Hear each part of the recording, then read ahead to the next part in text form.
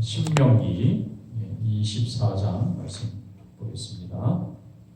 신명기 24장 저 한 절씩 교독하겠습니다. 사람이 아내를 맞이하여 데려온 후에 그에게 수치되는 일이 있음을 발견하고 그를 기뻐하지 아니하면 이혼 증서를 써서 그의 손에 주고 그를 자기 집에서 내보낼 것이요. 그는 그의 집에서 나와서 다른 사람의 아내가 되려오니라. 그의 둘째 남편도 그를 미워하여 이혼 증서를 써서 그의 손에 주고 그를 자기 집에서 내보냈거나 또는 그를 아내로 맞이한 둘째 남편이 죽었다 하자 그 여자는 이미 몸을 더럽혔은즉 그를 내보낸 전 남편이 그를 다시 아내로 맞이하지 말지니 이 일은 여호와 앞에 가정한 것이라. 너는 내 하나님 여호와께서 내게 기업으로 주시는 평을 범죄하게 하지 말지니라. 사람이 새로이 아내를 맞이하였으면 그를 군대로 내보내지 말 것이요 아무 직무도 그에게 맡기지 말 것이며 그는 1년 동안 한가하게 집에 있으면서 그가 맞이한 아내를 즐겁게 할지니라. 사람이 맷돌이나 그 윗짝을 전당 잡지 말지니 이는 그 생명을 전당 잡음이니라. 사람이 자기 형제 곧 이스라엘 자손 중 한 사람을 유인하여 종으로 삼거나 한 것이 발견되면 그 유인한 자를 죽일지니 이같이 하여 너희 중에서 악을 제할지니라. 너는 나병에 대하여 삼가서 레위 사람 제사장들에게 너희에게 가르치는 대로 내가 힘써 다 지켜 행하되 너희는 내가 그들에게 명령한 대로 지켜 행하라. 너희는 애굽에서 나오는 길에서 내 하나님 여호와께서 미리암에게 행하신 일을 기억할지니라. 내 이웃에게 무엇을 구워줄 때 너는 그의 집에 들어가서 전당물을 취하지 말고 너는 밖에 서 있고 내게 꾸는 자가 전당물을 밖으로 가지고 나와서 내게 줄 것이며 그가 가난한 자이면 너는 그의 전당물을 가지고 자지 말고 해질 때 그 전당물을 반드시 그에게 돌려줄 것이라. 그리하면 그가 그 옷을 입고 자며 너를 위하여 축복하리니 그 일이 내 하나님 여호와 앞에서 내 공의로움이 되리라. 곤궁하고 비난하는 품꾼은 너의 형제든지 내 땅 성문 안에 우하는 객이든지 그를 학대하지 말며 그 품삯을 당일에 주고 해진 후에까지 미루지 말라. 이는 그가 가난함으로 그 품삯을 간절히 바람이라. 그가 너를 여호와께 호소하지 않게 하라. 그렇지 않으면 그것이 내게 죄가 될 것임이라. 아버지는 그 자식들로 말미암아 죽임을 당하지 않을 것이요 자식들은 그 아버지로 말미암아 죽임을 당하지 않을 것이니 각 사람은 자기 죄로 말미암아 죽임을 당할 것이니라. 너는 객이나 고아의 송사를 억울하게 하지 말며 과부의 옷을 전당 잡지 말라.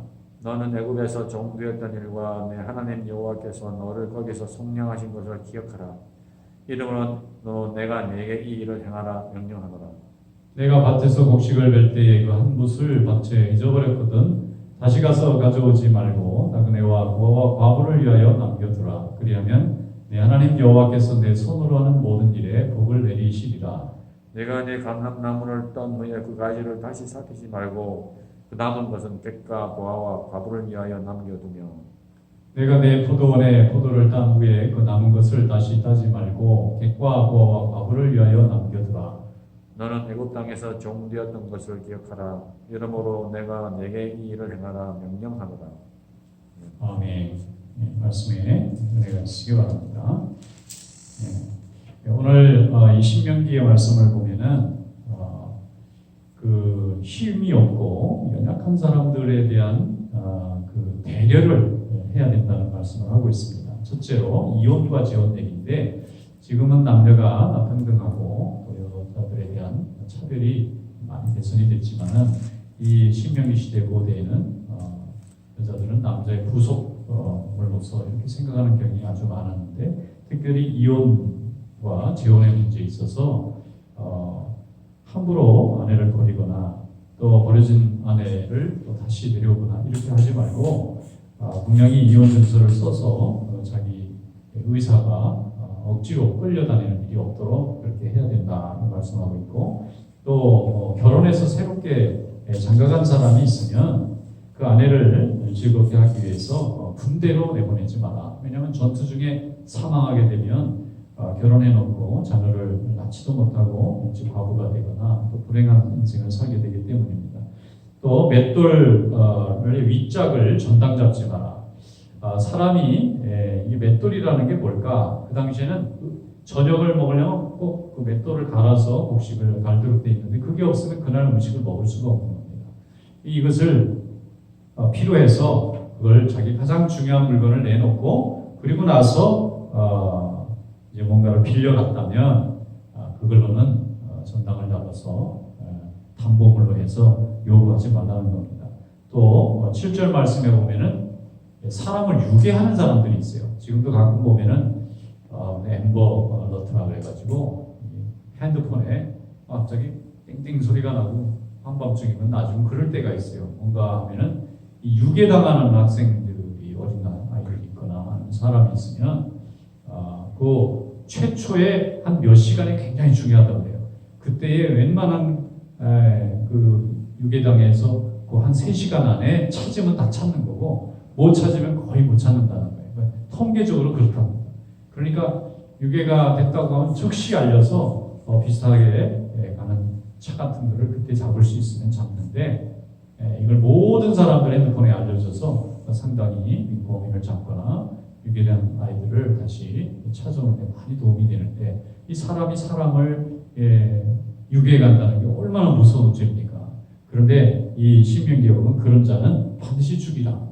굉장히 악한 일이라는 거예요. 이렇게 되면 사람이 사람을 신뢰할 수 없게 되고 또 가정이 파괴되고 인생이 파괴되기 때문에 하나님이 주신 인생을 파괴하는 아주 악한 짓이라는 겁니다. 또 나병에 대해서도 하나님이 정해놓은 정결 예식을 잘 정해서 그 사람이 그 예식에 맞도록 자기 병이 잘 치료가 되면 돌아올 수 있도록 병자에 대한 배려도 잘해야 된다.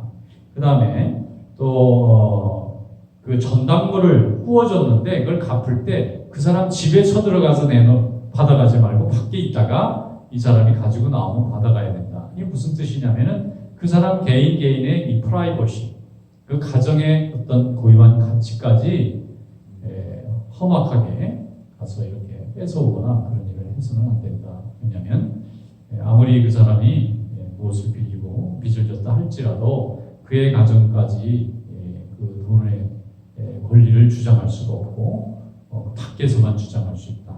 그 가정의 자녀나 가족들이 이렇게 고통을 당하는 데까지 해서는 안 된다. 그렇게 말씀하고 있습니다. 뿐만 아니라 가난한 사람의 것을 담보로 받았으면 해질녘에는 되돌려줘라.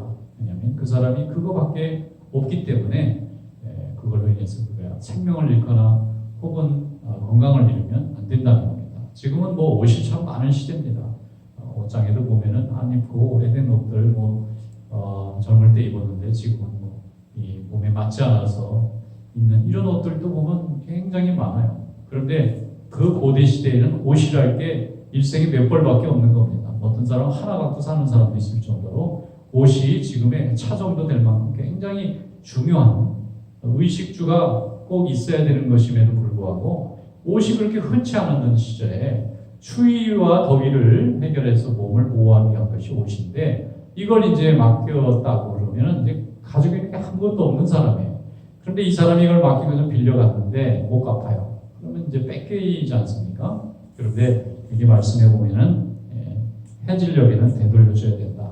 그 사람이 그걸 입고 잠을 자야 되는데 잠을 추위에 떨면서 자야 되는 이런 상황이 되면 그것을 떠나서 그 사람에게 그 자기의 건강을 지킬 수 있는 정도는 해줘야 된다고 말씀하고 있고 또 여기 참 자세하게 많이 나오고 있는데 성문의 안에 있는 품꾼들이 있어요. 신분적으로 좀 연약한 사람. 지금 미국에는 이민 문제가 굉장히 어렵잖아요. 처음 오면은 이민자들이 굉장히 고달픕니다. 아마 여기의 말씀으로 말하면 품꾼에 해당하지 않을까.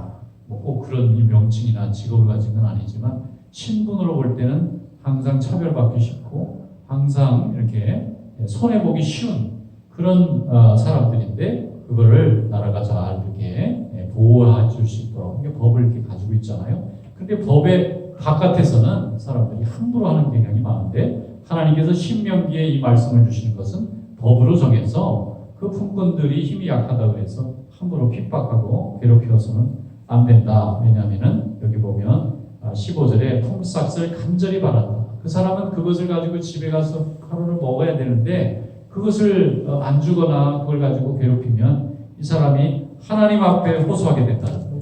하나님 앞에 부르짖으면 하나님께서는 악한 자들에게 벌을 내리시기 때문에 그 연약한 사람들은 힘이 없지만 하나님이 힘이시기 때문에 하나님 앞에 책망받을 일이 없을 만큼 이렇게 우리가 자기 권리를 주장하거나 이익을 주장하는 정도가 돼야지 여기서부터 사람의 생명이나 가정이나 그 사람의 인생이 망가질 정도로 자기의 권한을 주장하는 것은 하나님이 내게 주신 물질과 지위에 걸맞지 않은 사용이다.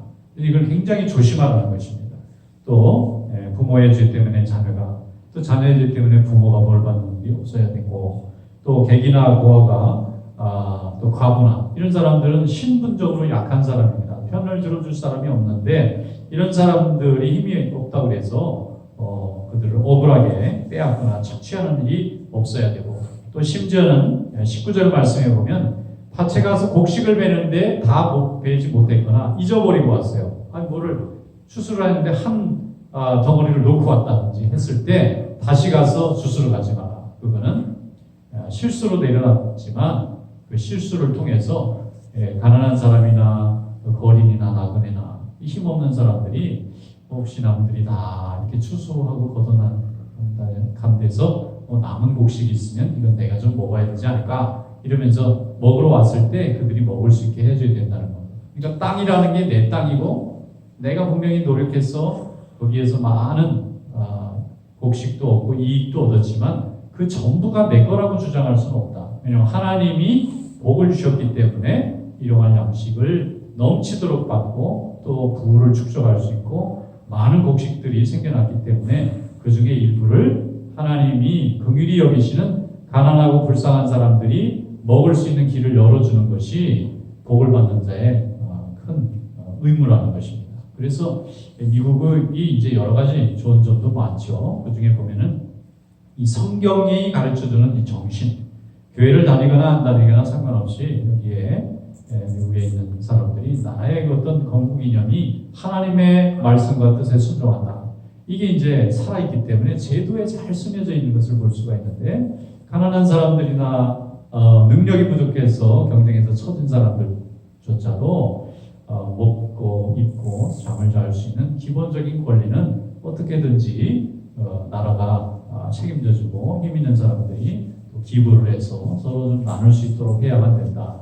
또 이걸 경제적으로나 또 사회학적으로 봐도 너무 가난한 사람들이 회복할 수 없는 정도가 되면은 이게 나라 아무리 돈을 많이 버는 사람이 생겨났다 할지라도 이 백성들이 건강하게 잘 자기의 삶을 살아가고 있어야 이게 또 튼튼한 사회가 되는데 너무 가난한 사람이 많고 또 부자가 또 너무 많은 돈을 가져가고 이렇게 돼서 이 부가 골고루 이렇게 흘러가지 않으면 아무리 좋은 나라라도 갈등이 생기고 위기가 생기고 그러면 하나님이 주신 평안을 누릴 수가 없게 되는 이런 그 위험성도 있기 때문에 성경이 말씀하시는 것은 명령이고 이 명령을 분석하는 것이 사회학이고 이 분석한 대로 분배하려고 노력하는 것이 경제학이다. 이렇게 생각하면 모든 학문을 하는 사람들도 또 그것을 실행하는 모든 기업인 하는 사람이나 또 노동을 하는 사람이나 하나님이 주신 뜻을 잘 순종하는 것이 정말 복받는 사회가 되는 길이다 하는 것입니다. 기독교 국가들이 대체적으로 나라가 좀 건강하고 또 이렇게 백성들이 좀 좋은 삶을 살 수 있도록 하는 것은 하나님의 말씀에 순종해야 된다고 하는 정신을 어떻게든지 제도 속에서 좀 반영을 해봐야 되겠다는 그 노력 하나가 결국은 시간이 지나고 또 내용이 확대되게 되면은 그런 축복을 받는 것을 볼 수가 있습니다. 또 고아와 과부를 위해서 포도원에 포도를 딴 후에 좀 남겨둬라. 그러면서 마지막에 22절에 하신 말씀이 너는 애굽 땅에서 종되었던 것을 기억해라. 왜냐하면 애굽 땅에서 이스라엘 백성들도 본래 종이거든요. 아무리 부자라도 원래는 가난했던 사람들이 부자 되는 겁니다.